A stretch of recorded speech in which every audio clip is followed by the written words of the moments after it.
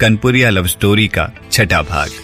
अब तक आपने सुना रोहित और सौम्या की मुलाकात ट्रेन के एक सफर में होती है, जहां रोहित को सौम्या से प्यार हो जाता है, लेकिन वो उसे अपने दिल की बात नहीं बता पाता क्योंकि सौम्या शादीशुदा है। रोहित की माँ सौम्या से बड़ी इंप्रेस है, लेकिन सौम्या की शादीशुदा जिंदगी के बारे में उन्हें कुछ मालूम नहीं।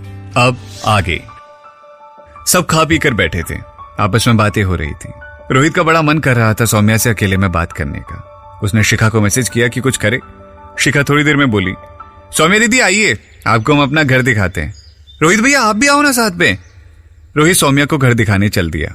आंखों में इशारे से ही उसने शिखा को थैंक्स कहा। इस घर से हम सभी की बड़ी यादें जुड़ी हैं बचपन की। शिखा, मैं, छोटे और बाकी के कजिन, हमने बड़ी शैतानियां की हैं। रोहित सौम्या को ये सब बता रहा था, तभी शिखा ने बीच में बोल दिया, हाँ सबसे शैतान तो ये रोहित भैया ही थे। बताएं कि आपके बचपन वाले किस्से दीदी को, वो छुप छुप कर किताबें। रोहित ने शिखा का हाथ दबाया। बस शिखा कुछ हमें भी बताने दो। अरे आपको पता है सौम्या जी, शिखा बहुत अच्छी चाय बनाती है ना शिखा?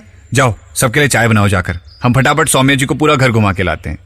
शिखा घूरते हुए रोहित से बोली, हाँ हाँ क्यों नहीं, बस अभी बनाते हैं। सौम्या ने शिखा से कहा, अरे हम भी चलते हैं तुम्हारी मदद करने, हम भी अच्छी चाय बनाना सीख लेंगे। शिखा और सौम्या दोनों हंसने लगे।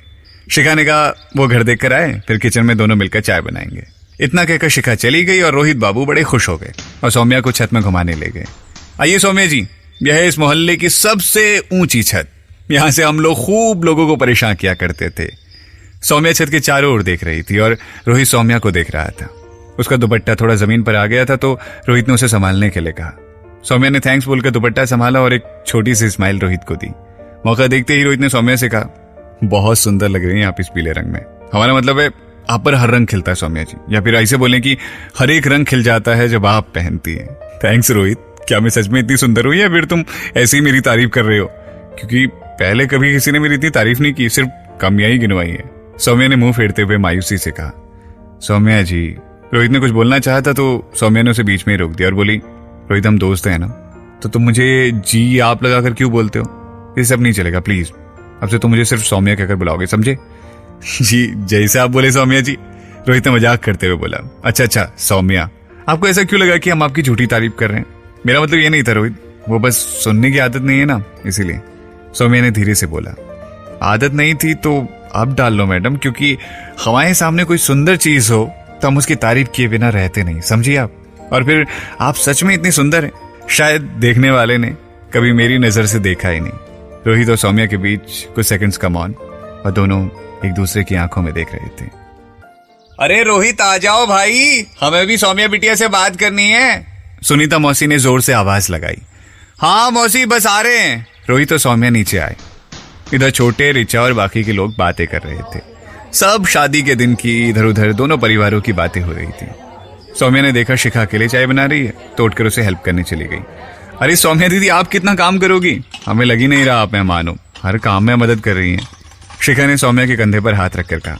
अरे शिखा तुम सब भी अपने हो, मैं बैठी रहूं और छोटी बहन अकेले काम करे, ऐसा कैसे चलेगा?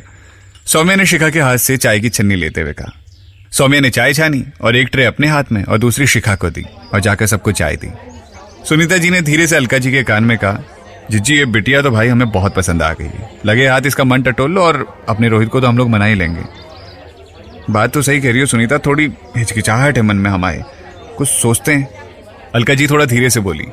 सौम्या ने चाय पीते ही शिखा की बहुत तारीफ की तो शिखा ने बोला, दीदी चीनी तो आपने डाली थी, खौलाई भी आपने और छानी भी, फिर तारीफ हमारी अकेले क्यों? क्योंकि इतने लोगों की चाय तुमने चढ़ाई, हमने थोड़ी सी बस मदद कर दी, बड़ी सहजता से सौम्या ने कहा। बहुत ज्यादा उदार नेक दिल और सौम्या, हमारी सौम्या एकदम जैसा नाम वैसी ही है, जरूरत से ज्यादा समझदार। पता है जीजी, सौम्या को कभी किसी काम से कोई शिकायत नहीं होती और इनकी उदारता का तो जितना बखान करे कम है। तानिया ने अलका जी से बोला। ये तो हमने देख लिया, तुम लड़कियों को बड़े अच्छे संस्कार दिए हैं तुम्हारे परिवार वालों ने। सौम्या जिस घर जाएगी उसे स्वर्ग बना देगी, ऐसे सुंदर गुणों की खान है, अलका जी ने बड़े अच्छे मन से बोला। तभी सौम्या, तानिया और रोहित सब एक दूसरे का मुंह देखने लगे। सौम्या ने खामोशी को ताड़ते हुए बोला, आंटी ये सब अब सिर्फ बातें रह गई हैं, आजकल लोगों को लड़की सुंदर गोरी चाहिए, संस्कारों का क्या है, घर का काम तो नौकर भी कर लेते हैं। सौम्या ने बड़ी सहजता से कहा, ऐसा नहीं है बिटिया, घर की बहू या बेटियां जब घर बाहर दोनों की जिम्मेदारी उठाती हैं तब और ज्यादा सुंदर दिखती हैं, घर वालों की नजरों में प्यार और इज्जत बढ़ जाती है उनके प्रति। अलका जी ने बड़े प्यार से सौम्या को समझाया। सौम्या से रहा नहीं गया तो उसने तान्या को इशारा किया कि आंटी को उसका सच बता दें। जीजी आप जैसा कह रही हैं, सौम्या के साथ ऐसा नहीं हुआ। करीब 1 साल पहले सौम्या की शादी की गई थी। तान्या ने जैसे ही शादी का नाम लिया तो अलका जी और सुनीता मौसी एकदम चौंक गई। उनके चेहरे के भाव साफ दिख रहे थे, मानो यकीन करना बड़ा मुश्किल था। फिर वापस तान्या की बात सुनने लगी। बड़े ही अच्छे परिवार में रिश्ता किया था, सब पढ़े लिखे लोग थे, लड़का अमेरिका में था। दोनों की शादी तो हो गई, लेकिन शायद घर वालों ने जल्दबाजी में फैसला लिया था। सौम्या तो शादी के लिए दिमागी तौर पर तैयार भी नहीं थी। तान्या की आवाज कांप रही थी बोलते हुए। आगे की बात गोलू मामा ने संभाली। जीजी सौम्या के साथ बड़ा गलत हुआ। लोगों को उसका स्वभाव, उसके संस्कार नहीं दिखे, सिर्फ उसका सावरा रंग दिखा और उसे हमेशा नीचे दिखाया गया। उसे उसके रंग के साथ तौला गया।